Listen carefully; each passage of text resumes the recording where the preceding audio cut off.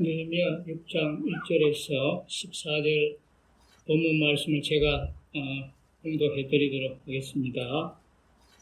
산발락과 도비아와 아라비아 사람 게셈과 그 나머지 우리의 원수들이 내가 성벽을 건축하여 허물어진 틈을 남기지 아니하였다 함을 들었는데 그때는 내가 아직 성문에 문짝을 달지 못한 때였더라. 산발락과 게셈이 내게 사람을 보내어 이르기를 오라 우리가 어느 평지한 촌에서 서로 만나자 하기로 실상한 나를 해하고자 함이었더라. 내가 그들에게 사자들을 보내어 이르기를 내가 이제 큰 역사를 하니 내려가지 못하겠노라. 어찌하여 역사를 중지하게 하고 너희에게로 내려가겠느냐 하며 그들이 4번이나 이같이 내게 사람을 보내되 나는 꽃같이 대답하였더니 산발랏이 5번째는 그 종자의 손에 봉하지 않은 편지를 들려 내게 보냈는데 그 글에 이르기를 이방 중에도 소문이 있고 가슴모도 말하기를 너와 유대 사람들이 모반하려 하여 성벽을 건축한다 하나니 내가 그 말과 같이 왕이 되려 하는도다. 또 내가 선지자를 세워 예루살렘에서 너를 들어 선전하기를 유다의 왕이 있다 하게 하였으니 지금 이 말이 왕에게 들릴지라. 그런즉 너는 이제 오라 함께 의논하자 하였기로 내가 사람을 보내어 그에게 이르기를 내가 말한 바 이런 일은 없는 일이요 내 마음에서 지어낸 것이라 하였나니 이는 그들이 다 우리를 두렵게 하고자 하여 말하기를 그들의 손이 피곤하여 역사를 중지하고 이루지 못하리라 함이라. 이제 내 손을 힘있게 하옵소서 하였노라. 이후에 모에다벨의 손자 들라야의 아들 스마야가 두문불출하기로 내가 그 집에 가니 그가 이르기를 그들이 너를 죽이려 올 터이니 우리가 하나님의 전으로 가서 예수 안에 머물고 그 문을 닫자. 저들이 반드시 밤에 와서 너를 죽이리라 하기로 내가 이르기를 나 같은 자가 어찌 도망하여 나 같은 몸이면 누가 예수에 들어가서 생명을 보존하겠느냐. 나는 들어가지 않겠노라 하고 깨달은 즉 그는 하나님께서 보내신 바가 아니라 도비아와 산발랏에게 뇌물을 받고 내게 이런 예언을 합니다. 그들이 뇌물을 준 까닭은 나를 두렵게 하고 이렇게 함으로 범죄하게 하고 악한 말을 지어 나를 비방하려 함이었느니라. 내 하나님이여 도비아와 산발락과 여선지 노아다의 그 남은 선지자들 곧 나를 두렵게 하고자 한 자들의 소행을 기억하옵소서 하였노라. 오늘 말씀의 제목은 대적이 누구인지 알고 대처하라 이렇게 제목을 지었습니다. 본문은 이제 성벽 재건 공사가 대적들의 이 지배한 방해 속에서도 어떻게 진행되어 완료됐는가를 말씀하고 있는 4장 1절에서 7장 4절까지 이어지는 이제 말씀인데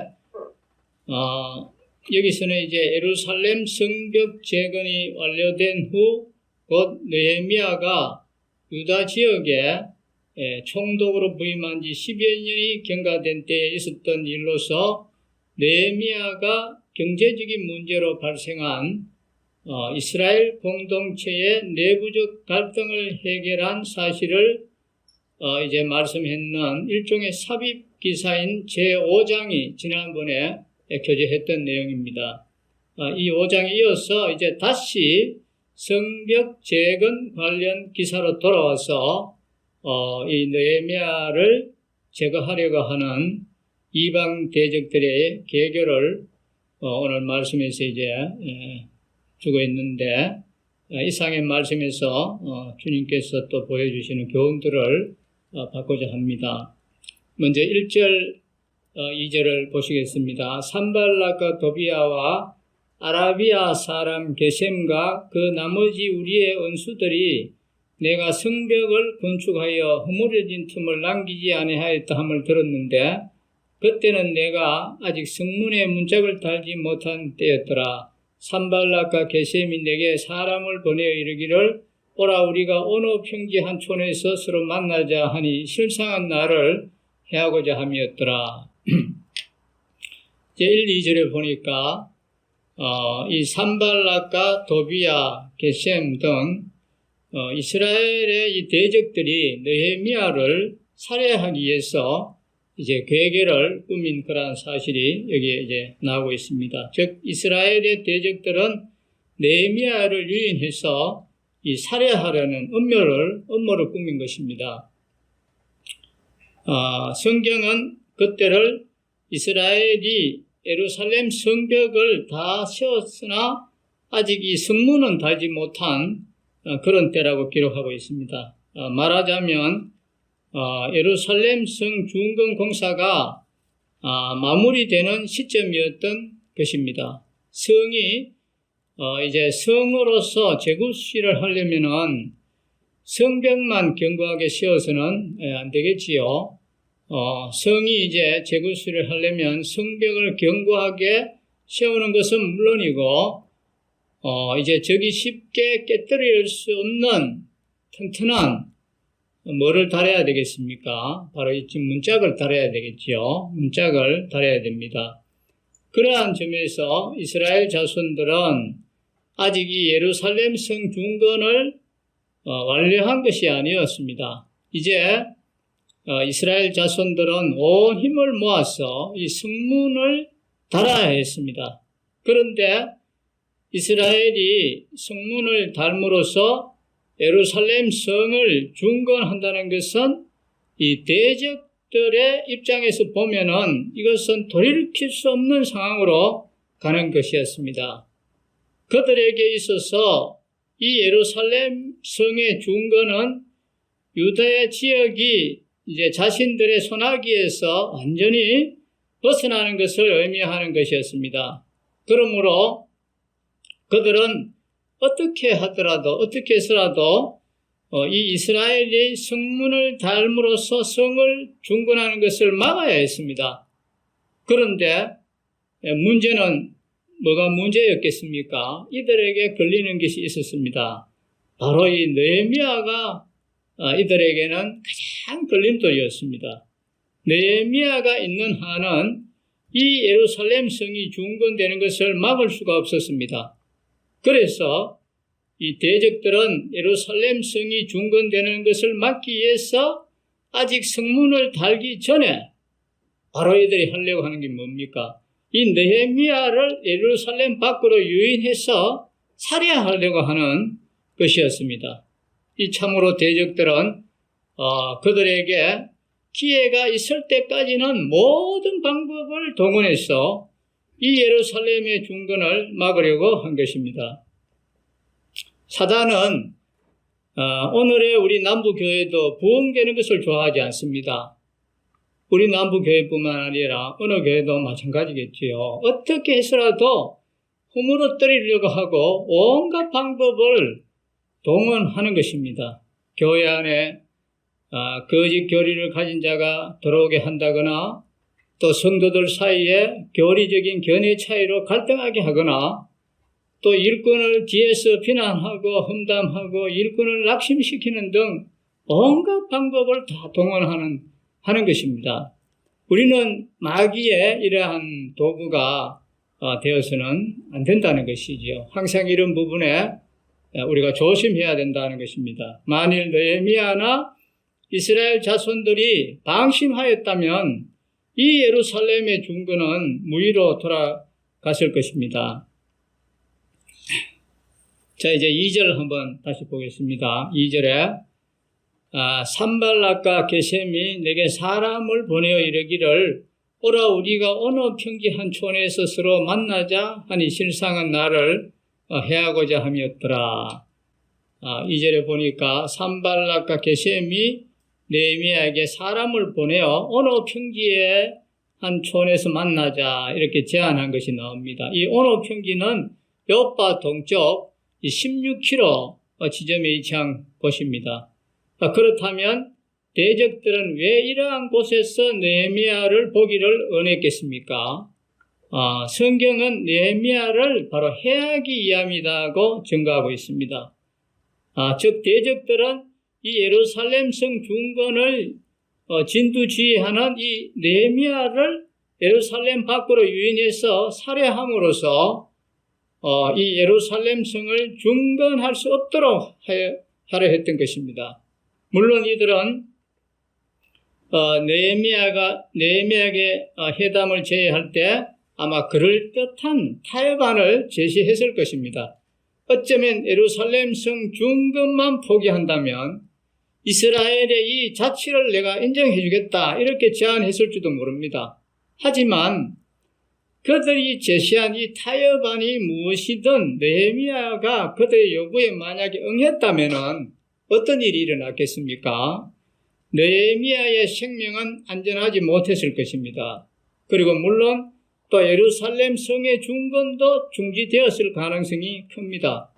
여러분, 우리는 여기서 사단의 지배하에 있는 이 세상의 속성을 우리가 알아야 합니다. 세상은 결코 우리 성도들에게 우호적이지 않습니다. 세상은 사단의 지배하에 있습니다.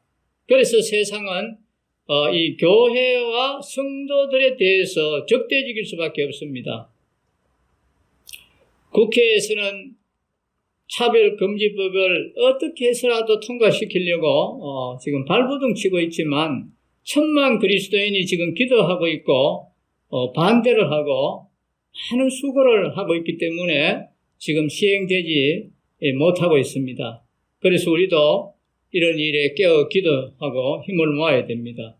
그리고 유럽에서는 또 동성애자들을 정식 부부로 인정해주는 이런 법이 통과됨으로 해서 지금 이 세상은 하나님을 대적하는 이러한 시대에 살고 있습니다. 이렇게 되면 고속도로 휴게실에 여자 화장실, 남자 화장실 구분이 없어집니다. 차별하면 안 되기 때문에 그렇습니다. 여자 사우나실에 남자가 들어가도 법적 이게 구속 능력이 없어지는 것입니다. 이 세상은 할 수만 있으면 성도들을 망하게 하려고 하는 것입니다. 따라서 세상이 우리에게 타협을 제안한다면 그것은 서로 상생하자는 그런 의미가 아니라 결국에는 이 성도들을 망하게 하려는 저희가 숨겨 있다는 것을 우리가 그것을 잘 알아야 되는 것입니다. 그렇습니다. 세상과의 타협은 필연적으로 우리를 망하게 하는 것입니다. 그러므로 우리는 이 세상의 타협 제안의 배후에는 우리를 망하게 하려는 이러한 사단이 있음을 알고 그러한 타협 제안을 우리는 단호하게 물리쳐야 되는 것입니다. 우리 성도가 판단하기 어려운 것이 바로 이 타협적인 제의가 들어올 때 참 판단이 흐려집니다.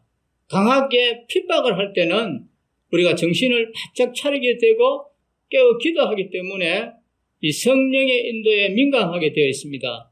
그러나 이 협상을 하자고 하면 우리는 느슨해지기가 쉽습니다. 인도의 성자라고 불리는 이 선더싱이라고 하는 이분이 고백하기를 예수 믿으면 죽인다고 했을 때나 또 매를 맞았을 때는 믿음으로 밀고 나갔다고 합니다. 그런데 오히려 자기보다 나이가 많은 삼촌이 자기 앞에 꿇어앉아서 내가 너에게 빈다. 그리고 저기 창고를 보아라. 금이 얼마나 많으냐. 이게 다 너의 것이다. 그런데 네가 끝까지 예수를 믿겠다고 하면 저 많은 재물은 하나도 가져가지 못한다. 우리 집안에 예수 믿는 사람이 나오면 우리 집안 망한다. 그러니 제발 나와 너의 아버지를 봐서라도 예수를 버려다오. 그리고 우리 마을이 전부 시크교를 믿는데 네가 예수를 믿는다고 하면 우리 가면을 쫓겨나야 된다. 우리가 어떻게 얼굴을 들고 다닐 수 있느냐 하고 자기 삼촌이 무릎을 꿇고 빌었을 때 그때 그 마음이 참 약해지더라고 했습니다. 그런데 이 선다싱은 믿음으로 안 된다고 했습니다. 저는 하나님을 믿기 때문에 또 예수 그리스도를 믿기 때문에 타협할 수 없습니다고 했더니 당장 나가라고 하면서 쫓아내면서 그런데 집을 나갈 때 이 도시락을 하나 사주었는데 그 도시락 안에 독약이 들어있었더랍니다.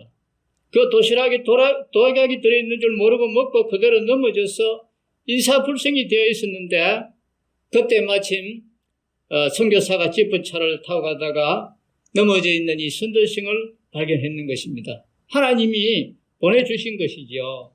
그래서 곧바로 이제 독약을 다 토해내게 해서 살아났습니다. 그런 그가 말하기를 이협보다는 유혹이 더 힘들더라고 했습니다. 맞습니다. 이협은 초동수법이라면 유혹은 뭐겠습니까? 유혹은 고동수법이라는 것입니다. 주님은 사단이 오는 목적이 뭐라고 했습니까?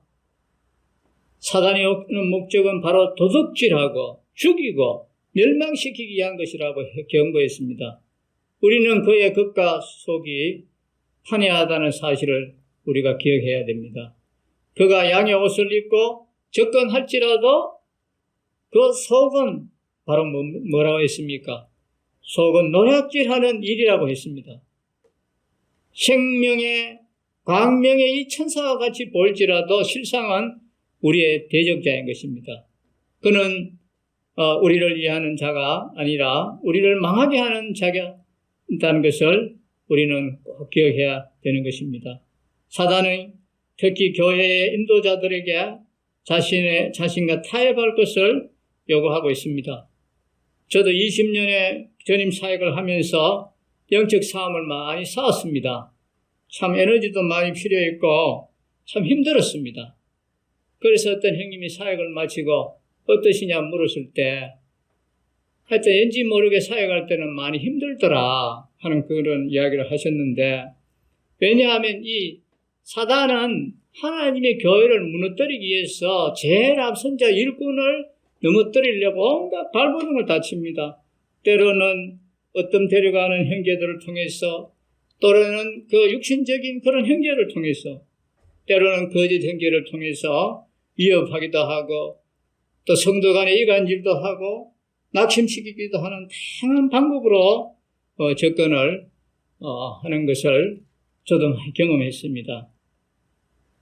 하지만 우리는 그 방법들이 다양하므로 조심해야 되고, 또 누구든지 일단 그 계략에 말려들면 빠져나오기가 쉽지 않다는 것입니다. 하와가 사단의 실체를 모르고 그의 제안에 받아들였다가 이 범죄에 빠진 것처럼 오늘도 그의 요구를 수용하는 이들은 이런 위험에 처하게 된다는 것입니다. 이제 4절 보십시다. 그런데 그들이 4번이나 이같이 내게 사람을 보내되 나는 똑같이 대답하였더니 했습니다. 4절에 보면 이 대적들이 느헤미야에게 4번이나 거듭하여 회담을 제의한 사실이 나옵니다. 느헤미야는 대적들이 어느 평지에서의 회담을 제의할 때 그것이 자신을 죽이기 위한 계략인 줄을 알고 그들의 제안을 단호하게 느헤미야는 거절했습니다.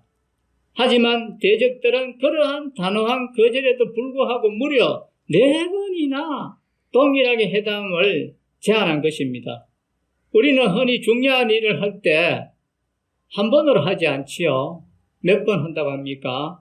우리는 3세판이다 이렇게 하는데 이것은 지금 3번 정도가 아니라 지금 4판입니다. 그러면 사람이 저절로 약해지기가 쉽습니다. 예부터 10번 찍어서 넘어가는 나무가 없다 했지 않습니까? 저렇게 간청을 하는데 한번 가봐야 되지 않겠나? 4번이나 사람을 보냈는데 안 가면 되겠나 하는 생각이 드는 것입니다.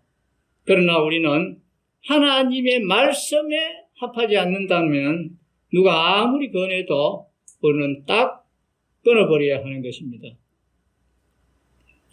대적들은 어떻게든 느헤미야를 제거해야 했습니다. 느헤미야가 살아있는 한은 자신들의 이 목표는 이루어질 수가 없었습니다. 그러므로 그들은 거듭 느헤미야를 유인하기 위한 회담을 제안한 것입니다. 그래서 사도행전 20장 29절에서 30절에 보면 내가 떠난 후에 사나운 이리가 여러분에게 들어와서 그 양떼를 아끼지 아니하며 또한 여러분 중에서 제자들을 끌어 자기를 따르게 하려고 어그러진 말을 하는 사람들이 일어날 줄을 내가 아노라 했습니다. 여기 말씀을 보면 사도 바울이 내가 떠난 후에 이런 일이 일어날 것이라 했습니다. 에베소 교회에 사도 바울과 같은 그런 영적 거인이 앉아있을 때는 감히 침범하지를 못합니다. 그러나 이러한 영적인 사도 바울이 떠나가고 나면 이제 이 이리가 돌아서 이 교회를 쑥대밭 만들 것이라는 것을 다 알고 있었습니다. 그래서 이 교회는 이 분별력과 영성이 있는 영적인 그러한 사람들이 많이 있어야 됩니다. 그래야 이 교회는 잘 지켜줄 수 있습니다. 그렇지 않으면 이 사단의 밥이 되기 쉬운 것입니다. 여러분, 성도들을 망하게 하기 위한 사단의 유혹이 바로 이와 같이 아주 집요하다는 것을 우리는 알아야 되는 것입니다. 사단은 성도들을 유혹하기 위해서 자신의 계획에 넘어오도록 아주 집요하게 유혹하는 것을 볼 수가 있습니다. 이것은 우리 주님에 대해서도 그러했던 것을 기억합니다. 사단은 우리 주님이 공생애를 준비하기 위해서 이제 40일간의 금식 기도를 마칠 쯤 되었을 때 주님을 넘어뜨리기 위해서 유혹했습니다. 특별히 주님을 향한 이 사단의 유혹은 한 번으로 그치지 않았습니다. 사단의 이 유혹은 무려 3번이나 반복되었습니다. 유혹의 유형은 달랐지만 그 본질은 똑같았습니다. 주님은 그러한 사단의 유혹을 어떻게 물리쳤습니까? 바로 하나님의 말씀으로 물리쳤습니다.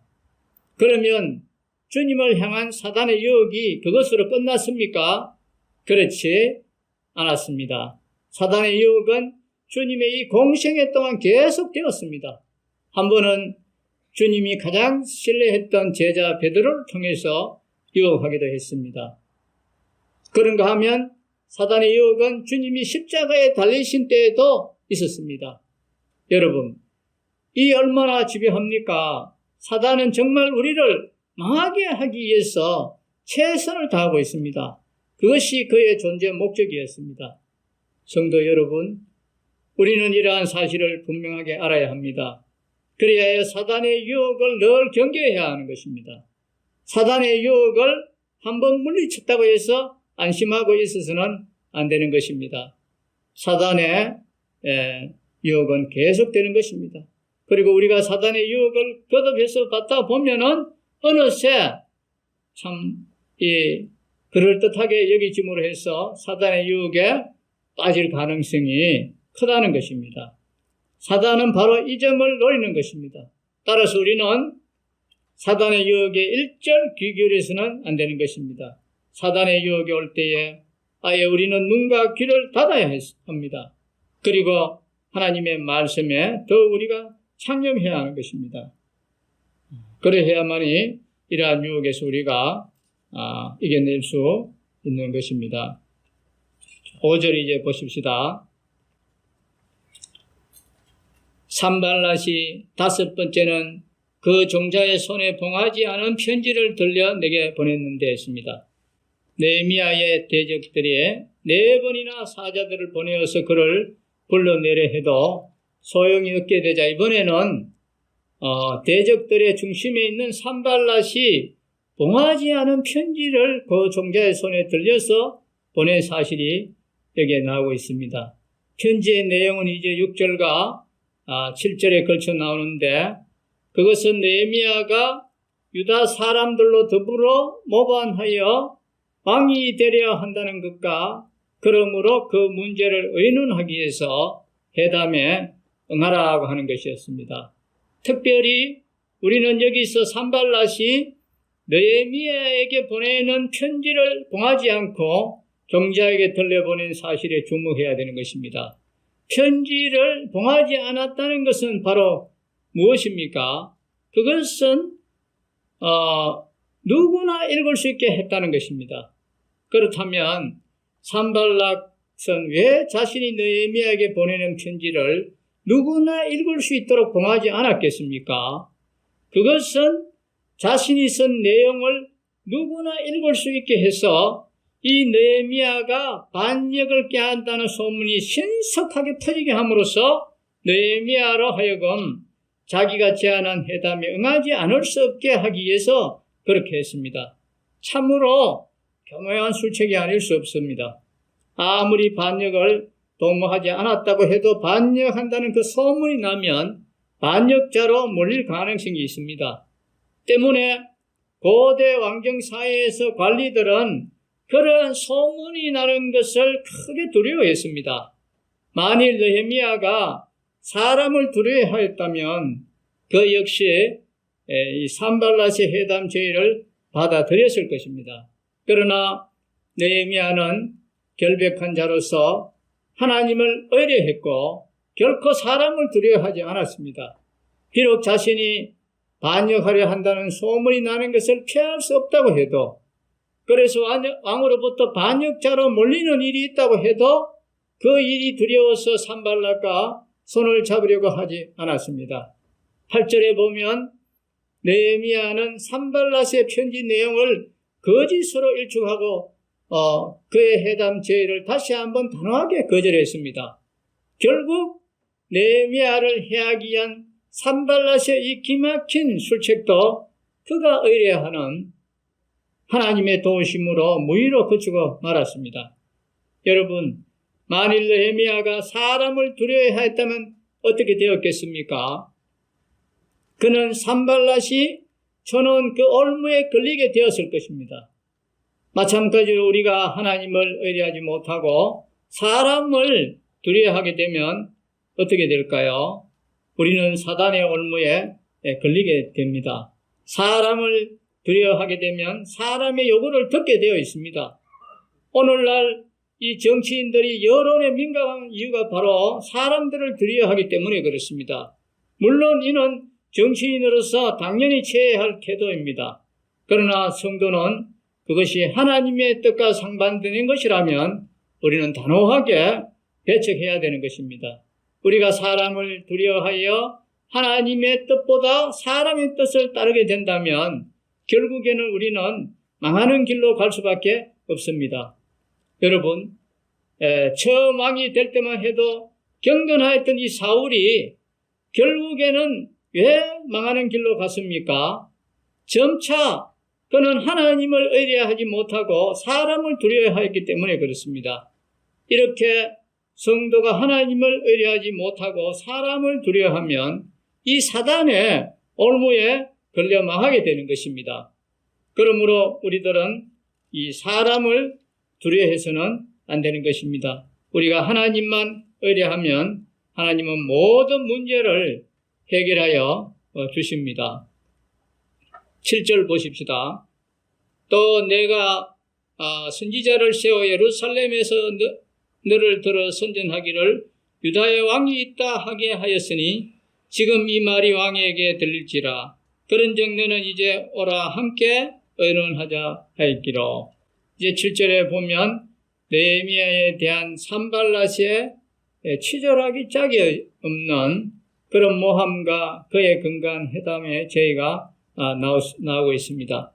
즉 산발랏은 이 느헤미야가 선지자를 세워 자신이 유다의 왕이라고 선포하게 하였다고 말하고 그 말이 왕에게까지 전해질 것인즉 이 문제를 논의하기 위해서 이제 만나자 이렇게 제의를 하는 것입니다. 산발랏의 이러한 편지의 내용은 비록 앞에 말은 모함이라고 해도 뒤에 말은 그가 느헤미야를 턱이나 생각해 주는 것처럼 보이게 합니다. 그는 진심으로 느헤미야를 위해서 충고하는 것 같습니다. 그러나 사실은 어떻습니까? 그가 과연 느헤미야를 위해서 이 말을 하고 있는 것입니까? 그렇지 않습니다. 그는 지금 느헤미야로 하여금 자기가 제안한 회담에 응하지 않을 수 없도록 그를 해하고자 하는 것입니다. 여러분, 악한 자들의 충고는 다 이와 같습니다. 겉으로 보기에는 우리를 이해하는 것 같지만 사실은 자기의 유익을 구하고 우리를 해하기 위해서 충고하는 것입니다. 그러므로 우리는 악한 자들이 아무리 달콤한 말로 우리를 유혹한다고 해도 그들의 말에 귀를 기울여서는 안 되는 것입니다. 악한 자들은 마치 우리의 좋은 이웃이라도 되는 것처럼 아주 다정하게 우리에게 접근하지만 그들의 목적은 오직 하나밖에 없습니다. 바로 뭐겠습니까? 우리를 넘어뜨리려고 하는 것입니다. 그러므로 우리는 그들을 멀리하고 그들의 말이 아무리 그럴듯하고 우리에게 유익을 줄 것처럼 보여도 아주 우리는 단호하게 물리쳐야 하는 것입니다. 그래서 성경은 복 있는 사람은 어떤 사람이 복 있는 사람이라고 했습니까? 악인의 꾀를 좇지 아니한다고 말씀하고 있습니다. 여기서 악인이라는 것은 비단 이 어떤 특별한 악을 행하는 사람만을 의미하지 않습니다. 이들은 하나님 없이 사는 불경건한 사람들을 모두 포함하고 있습니다. 그리고 이 꾀라는 것은 악한 계획을 비롯한 인간적인 충고나 이런 조언 이런 따위를 말하는 것입니다. 이러한 악인들의 꾀는 모두가 죄의 길로 인도할 뿐입니다. 악인들에게는 어떠한 선한 것도 나올 수가 없습니다. 그러므로 우리는 어떤 경우에도 이러한 악인들과 의논하거나 그들의 조언을 우리가 귀담아 들을 필요가 없습니다. 그들이 아무리 사회적으로 위치가 있고 지명도가 있다 할지라도 그것은 우리하고는 그래 중요한 문제가 아닙니다. 우리가 주목해야 할 것은 그들이 하나님 없이 사는 그러한 불경건한 자들이라는 사실을 우리가 기억해야 되는 것입니다. 그러므로 그들의 말을 경청하는 것은 멸망으로 가는 지름길이 되는 것입니다. 그들의 말이 현실적으로 100번 옳다 할지라도 당연하게 보인다 할지라도 우리가 명심해야 될 것은 우리를 이해하는 자가 아니라는 점입니다. 이 세계에는 선을 이장한 악이 왕성하게 활동하고 있다는 것을 우리가 꼭 기억해야 되는 것입니다. 이제 8절 보십시다. 내가 사람을 보내어 그에게 이르기를 내가 말한 바 이런 일은 없는 일이요 내 마음에서 지어낸 것이라 했나니. 8절에 보면 산발랏이 다시 함께 의논하자 하는 제에 대한 느헤미야의 회신이 이제 나오는 것입니다. 느헤미야는 이 산발랏의 제의를 한마디로 거절해 버렸습니다. 느헤미야는 자신이 하나님 앞에서나 왕 앞에서 진실을 행했기 때문에 거리낌 없이 없었던 데다 산발랏의 말과 제의가 자신을 넘어뜨리기 위한 것임을 간파하고 일고의 가치도 없이 거절해 버렸습니다. 그는 산발랏에게 보내는 회신에서 내가 말한 바 이런 일은 없는 일이요 내 마음에서 지어낸 것이라고 했습니다. 여기서 지어냈다라는 말은 사실을 왜곡하다 이런 뜻입니다. 또 못된 것을 꾸미고 가장하다라는 그런 의미입니다. 즉 산발랏은 느헤미야를 해할 목적으로 있지도 않은 사실을 꾸며서 말한 것입니다. 이는 그가 느헤미야를 이해하는 자인 것처럼 가장한 사단의 일꾼이라는 것을 보여주고 있습니다. 그렇습니다. 산발랏은 사단과 너무 많이 닮은 자였습니다. 그는 사단에게서 나온 사단의 자녀였습니다. 예수 그리스도께서는 사단을 가리켜서 뭐라고 말씀했습니까? 거짓말쟁이라고 했습니다. 즉 진리가 그 속에 없으므로 진리에 서지 못하고 거짓을 말할 때마다 제 것으로 말하나니 이는 저가 거짓말장이요 거짓의 아비가 되었음이라고 말씀했습니다. 사단은 이 속임수의 귀재입니다. 수많은 사람들이 그의 미혹에 넘어가는 것은 그가 참으로 뛰어난 거짓말쟁이인 것을 증거하여 주는 것입니다. 그는 사실을 그럴듯하게 왜곡하는 데 아주 귀재입니다. 우리는 이를 에덴 동산에서 그와 하와 간의 대화를 통해서 우리는 확인할 수 있습니다. 그는 우선 하와에게 접근할 때 하나님께서 말씀하지도 않은 말로 접근했습니다. 하나님이 참으로 너희들어 동산 모든 나무의 실과를 먹지 말라 하셨더냐. 하나님은 동산 중앙의 나무 곧 선악을 알게 하는 나무의 열매만을 금하셨는데 사단은 마치 하나님이 동산의 모든 나무의 실과를 먹지 않도록 한 것처럼 말했습니다. 또한 동산 중앙에 있는 나무의 실과 곧 이 선악을 알게 하는 나무의 열매를 따서 먹으면 죽게 된다는 하와의 말에 즉시 반박하면서 죽기는 고사하고 도리어 하나님과 같이 될 것이라고 미혹했습니다. 이 말은 하와의 귀를 번쩍 떼게 했고 그의 마음을 흔들어 놓기에 충분했습니다. 결국 하와는 사실을 그럴듯하게 예고한 사단의 이 미혹에 넘어가서 범죄하고 말았습니다. 뿐만 아니라 사단은 주님을 시험할 때에도 하나님의 말씀을 아주 교묘하게 예고해서 주님을 미혹했습니다. 이처럼 사단은 사실을 그럴듯하게 예고해서 우리를 미혹하는 것입니다. 만일 여러분 곁에 사실을 그럴듯하게 예고해서 말하는 자가 있다면 그는 산발라처럼 우리를 해하기 위해서 일하는 사단의 일꾼이라는 것을 기억하셔야 됩니다. 오늘 우리 주변에서 흔히 볼 수 있는 이단 자들도 다 이 사단의 일꾼들입니다. 그들은 한편으로 보면 의의 일꾼처럼 보입니다. 광명의 천사와도 같습니다. 그들도 하나님의 이름을 부르고 있고 하나님의 말씀인 성경을 가지고 있습니다. 그러나 한 가지 다른 것이 있습니다. 그것은 뭐겠습니까? 바로 그것은 하나님의 말씀을 교묘하게 예고한다는 사실입니다. 그들은 하나님의 말씀에 자신들의 말을 첨가하고 있습니다. 그래서 하나님의 말씀보다 더 그럴듯하게 여겨지게 하는 것입니다. 자신들의 말이 새로운 진리인 것처럼 보이게 하는 것입니다. 그래서 얼마나 많은 영혼들이 그들을 따라 멸망의 길로 가는지 모르는 것입니다.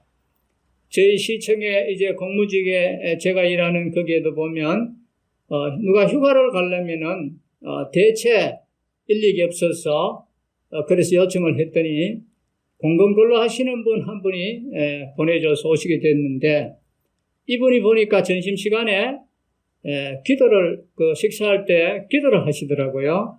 그래서 제가 그분에게 이제 물었습니다. 교회를 다니십니까 하니 이제 그렇다고 했습니다. 그래서 어느 교회 다니냐고 했더니 대명동에 있다고 해서 저도 대명동 교회에 다녔는데 그 성명교회도 옆에 있는데 아시냐 물으니까 안다고 했어요. 근데 본인이 다니는 교회 이름은 말해주시지 않고 좀 이렇게 하시더라고요. 그래서 제가 조심스럽게 물어봤습니다. 혹시 신천지입니까 하니까 그렇다고 이렇게 이야기하더라고요. 그래서 오래됐나 물으니까 오래됐대요. 자기의 남편과 자녀들도 다 거기에 이제 다닌다고 하는데, 그래서 제가 참 속을 안 됐다는 생각을 하면서 언젠가 기회가 되면 복음을 한번 교제해 봐야 되겠다 이렇게 생각을 했었는데, 이분은 보면 늘 일할 때도 보면 귀에 이어폰을 뭐를 끼고 들으면서 계속 이렇게 일을 하더라고요. 그래서 이제 그 계약 만료가 돼서 이제 가시면서 다른 분한테 무슨 책자를 하나 제보고 제게 전달해 주라고 줬는데 거기 보니까 이제 신천지 이만희 그분이 뭐 애국분하고 막 이렇게 손을 들고 이렇게 사진을 찍었는 것을 보여줬습니다. 참 이들은 철두철미하게 이 세뇌를 하는 걸 내가 봤습니다. 여러분, 우리는 이 의의 일꾼과 사단의 일꾼을 분명하게 분별할 수 있어야 합니다. 그들의 말이 비록 하나님의 말씀과 비슷하고 성경을 근거로 한 말이라 해도 성경이 일관하게 말씀하는 것과 다르다면 그것은 우리를 멸망의 길로 인도하는 사단의 일꾼이라는 것을 우리가 알아야 됩니다. 이 베레아 사람들은 바울이 복음을 전할 때 그것이 과연 진리인지 알아보기 위해서 그들은 어떻게 했다고 했습니까? 날마다 성경을 상고했다고 했습니다. 우리도 이들처럼 성경을 상고함으로써 의의 일꾼과 이 사단의 일꾼을 분별해서 사실을 왜곡하는 사단의 일꾼들의 미혹에 우리가 넘어가지 말아야 되겠습니다. 이제 9절을 한번 보십시다. 이는 그들이 다 우리를 두렵게 하고자 하여 말하기를 그들의 손이 피곤하여 역사를 중지하고 이루지 못하리라 함이라. 이제 내 손을 힘있게 하옵소서 하였노라. 이제 9절에 보면 산발랏이 거짓말로 느헤미야를 모함하는 편지를 보낸 목적이 나옵니다. 그것은 느헤미야와 이스라엘 자손들로 하여금 두려움에 빠져 낙심하고 그로 말미암아 예루살렘 성벽 공사를 하지 못하도록 하기 위한 것이었습니다. 느헤미야가 이 페르시아 왕을 반역하기 위해서 성을 중건한다는 이 모함은 분명 느헤미야와 이 백성들을 두렵게 할 만한 일이었습니다. 당시 이 페르시아 제국은 피정복민에게 대해서 관대한 정책을 취한 것은 사실이지만 반역을 하게 되면 가차없이 응징하였습니다. 따라서 반역한다는 소문이 페르시아 왕에게까지 들리고 왕이 그 소문을 사실로 인정한다면 이스라엘은 그 시도 없이 사라질 수도 있었습니다. 그러니 이 산발랏의 모함은 느헤미야나 이스라엘 자손들로 두렵게 할 만한 것이 되기에 충분하였던 것입니다. 그러나 느헤미야는 산발랏의 모함을 전혀 두려워하지 않았습니다. 그는 그러한 모함을 받고도 산발랏과 타협하려 하지 않고 그의 죄를 단호히 거절했습니다. 그리고 하나님께 자신의 손을 힘있게 하여달라고 간구하였습니다. 여러분, 느헤미야가 이처럼 심히 두려운 상황에서도 두려워하지 않았던 까닭은 무엇일까요? 그것은 그가 하나님을 의뢰하기 때문에 그렇습니다. 그렇습니다. 하나님을 의뢰하는 자는 아무리 두려운 상황을 만나도 두려워하지 않습니다. 하나님이 강한 손으로 보호하실 것을 믿는데 두려워할 이유가 없는 것입니다. 그러므로 하나님은 가나안 정복이라는 막중한 사명을 받은 여호수아에게 당신이 그와 함께 하실 것이므로 두려워하지 말고 담대하라고 말씀했습니다. 또 다윗은 10,000만인이 둘러치려 할지라도 자신은 두려워하지 않는다고 이야기했습니다. 어떻게 이러한 고백을 할 수 있었습니까? 전능하신 하나님이 그를 보호하시는 것을 깨달았기 때문에 그렇습니다. 그렇다면 역으로 만일 우리가 현실의 상황으로 인해서 두려워한다면 그것은 무엇을 의미하는 것입니까? 그것은 곧 불신앙의 증거라는 것입니다. 하나님의 능력을 믿지 못하고 하나님의 보호를 믿지 못하는 것입니다. 아브라함과 이삭은 비슷한 실수를 한 일이 있는데 그것은 바로 이방의 왕 앞에서 자기 아내를 누이라고 속였습니다. 이들이 이처럼 자기 아내를 누이라고 속인 것은 왜 그렇게 했습니까? 하나님의 보호를 믿지 못하고 사람들을 두려워했기 때문에 그렇습니다. 또 광야에 이스라엘 백성들도 열 정탐꾼들의 보고를 받고 두려워하며 가나안 정복을 포기하고 애굽으로 돌아가려고 했습니다. 이 역시도 하나님의 약속과 능력을 신뢰하지 못한 불신앙 때문에 그러했습니다. 여러분, 우리 가운데는 세상적인 문제로 인해서 두려워하는 분은 없습니까? 혹 마음에 두려움이 있다면 우리의 신앙은 한번 점검해 봐야 되는 것입니다. 내가 정말 하나님을 신뢰하고 있는지 살펴봐야 되는 것입니다. 하나님을 신뢰하는 사람도 갑자기 위기를 만나면 일시적으로는 우리가 두려워할 수 있습니다. 왜냐하면 인간은 다 연약하기 때문에 그렇습니다. 그러나 하나님을 신뢰하는 사람은 곧 그러한 두려움을 극복하고 담대해 줄 수 있습니다. 우리는 하나님을 신뢰함으로 이와 같이 담대한 성도들이 우리가 되어야 되는 것입니다. 현실에 대한 두려움은 이것은 곧 불신앙의 증거가 된다는 것을 잊지 말아야 되겠습니다. 이제 마지막으로 10절 한번 보시겠습니다. 10절에 이후에 모의 다에벨의 손자 들라야의 아들 스마야가 두문불출하기로 내가 그 집에 가니 그가 이르기를 그들이 너를 죽이려 올 터이니 우리가 하나님의 전으로 가서 예수 안에 머물고 그 문을 닫자 저들이 반드시 밤에 와서 너를 죽이리라 하기로. 이제 여기 10절에 보니까 모의 다벨의 손자여 들라의 아들이었던 스마야가 나옵니다. 느헤미야는 그가 두문불출하자 그의 집을 방문했습니다. 이러한 것으로 볼 때 이 스마야는 느헤미야와 아주 매우 각별한 그런 사람인 것으로 보이는데 어쩌면 이 두 사람은 친구였는지도 모르겠습니다. 그런데 본절 이하를 보면은 스마야는 느헤미야를 해야 하는 이 대적들에게 매수되어서 그들로부터 뇌물을 받고 이 느헤미야를 파멸시키려는 대적들의 음모에 가담했다는 것을 알 수가 있습니다. 즉 그는 느헤미야에게 거짓 예언을 말해서 그를 성전의 예수로 유인하여 드림으로써 그를 그들의 계략에 빠뜨려 파멸에 이르게 하였던 것입니다. 느헤미야는 제사장이 아니었습니다. 그러므로 그가 성소에 들어가게 되면 그것은 하나님의 거룩하심을 침범하는 중대한 범죄가 되는 것입니다.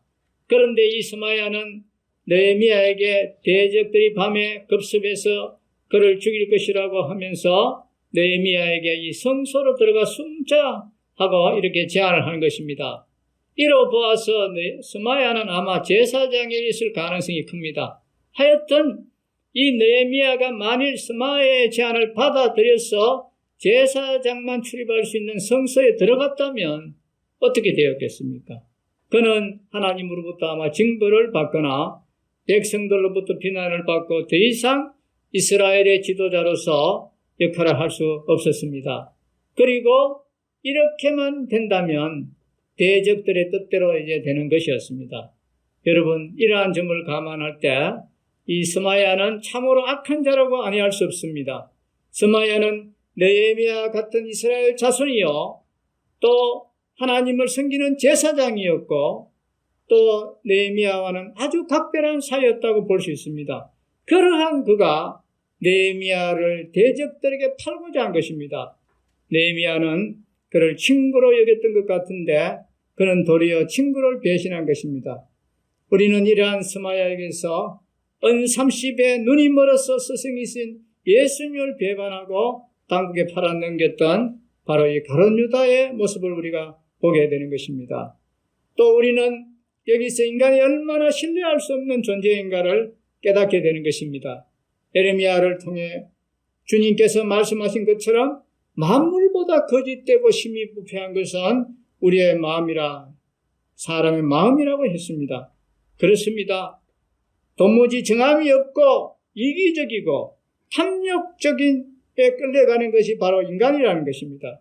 그러므로 우리가 인간을 믿고 의뢰하는 것은 건물인 것입니다.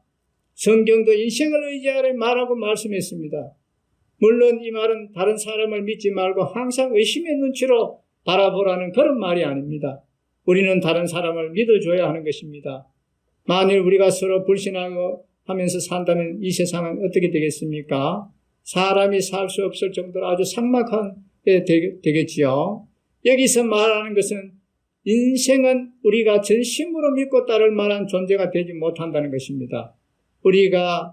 우리는 다른 사람을 믿어줘야 하지만 그를 전적으로 의지하려 해서는 안 되는 것입니다. 우리가 인생을 의지하게 되면 후회하는 일만 생기게 되고 큰 낭패를 볼 수가 있습니다.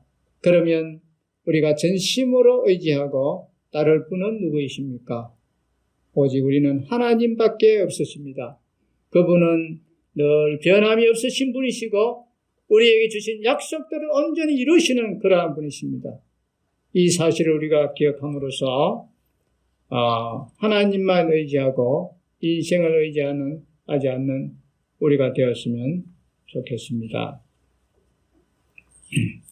자, 오늘 말씀의 제목이 대적인 누구인지 알고 대처하라고 했습니다. 사랑하는 성도 여러분, 느헤미야가 하나님의 명령을 수행하는 가정에도 끊임없이 적의 해유와 압박과 위협 등에 직면했던 것처럼 우리 또한 사단의 집요한 공격을 피할 수 없습니다. 그는 어떻게 하든 우리로 하나님의 일을 중단하고 중단케 하고 믿음에서 떠나가게 하려고 안간힘을 쓰고 있다는 이 사실을 우리가 꼭 기억해야 되겠습니다. 기도하겠습니다. 아버지 하나님,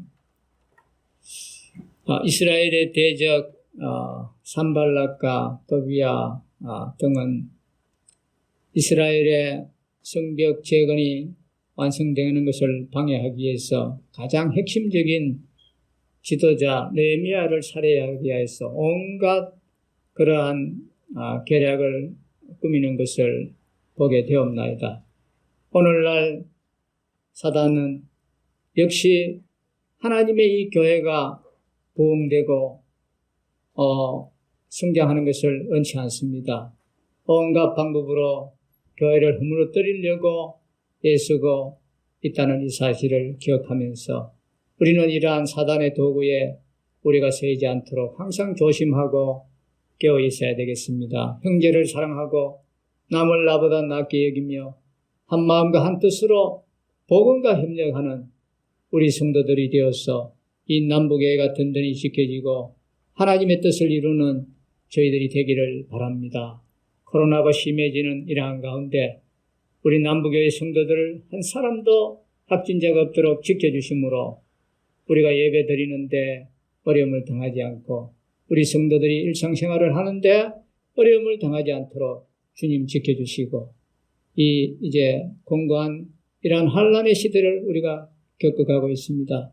하나님께서 긍휼을 베푸셔서 이제 속히 코로나에서부터 하나님이 해방시켜 주심으로 온 성도들이 함께 모여 예배하고 주님을 섬겨가는 그날이 있기를 기도합니다. 우리 중에 몸이 약한 이러한 자들도 불쌍히 여겨주시고 강건하게 하시고 노인들도 강건하게 하시고 소망 중에 즐거워하며 다시 오실 주님을 기다리며 사는 우리 모든 성도들이 되도록 도와주시옵소서. 주 예수 그리스도의 이름으로 감사하며 기도하옵나이다. 아멘.